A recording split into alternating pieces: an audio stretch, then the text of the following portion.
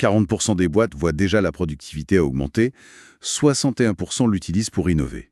Oui, ce sont les chiffres de Capgemini, ça. C'est significatif. Mais ça transforme le travail. En profondeur. Absolument. L'automatisation, ça menace directement certains emplois. Surtout les tâches répétitives, manuelles. Oui, Il y a une étude de McKinsey qui parle de 5 millions de postes administratifs qui pourraient disparaître d'ici 2030. 5 millions, c'est énorme. Et le risque de sous-emploi est réel, surtout dans les pays moins préparés. Et attention, même les métiers dits complexes sont touchés. Même si l'IA peut peut-être les compléter plutôt que les remplacer. C'est l'idée, oui, compléter. Mais cette complémentarité, Justement, elle n'est pas toujours bien vécue. Si j'ai lu une étude de la BBC, chiffre inquiétant. 77% des travailleurs trouvent que l'IA a augmenté leur charge de travail. ah oui, c'est beaucoup. Et 61% craignent le burn-out.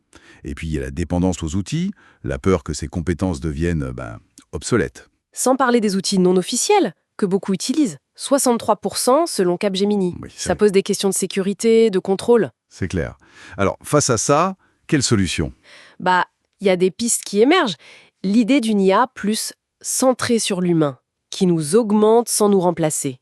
Comme la robotique collaborative? Par exemple, ou des systèmes comme iDoc en santé, ça aide les radiologues, ça ne prend pas leur job. D'accord. Et puis il y a la formation. Des plans massifs, comme en France, 15 milliards pour former 1 million de personnes, c'est nécessaire. Oui, la reconversion, c'est clé. Et on reparle aussi de cette idée de taxe sur les robots. Oui, le débat revient régulièrement. Pour financer les transitions, pour inciter à une automatisation, disons, plus responsable. Surtout que le coût des robots baisse, alors que le coût du travail, lui, il augmente. Il y a un décalage. Exactement.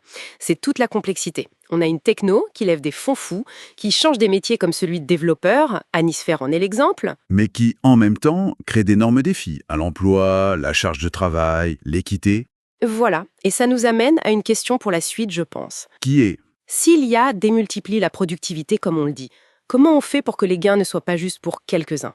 Comment on s'assure que ça bénéficie à tout le monde? et la responsabilité des créateurs de ces outils dans tout ça. Anticiper les impacts sociaux. C'est une question centrale, oui. Une réflexion essentielle, en effet. Bon, merci de nous avoir suivis pour cette analyse. Merci.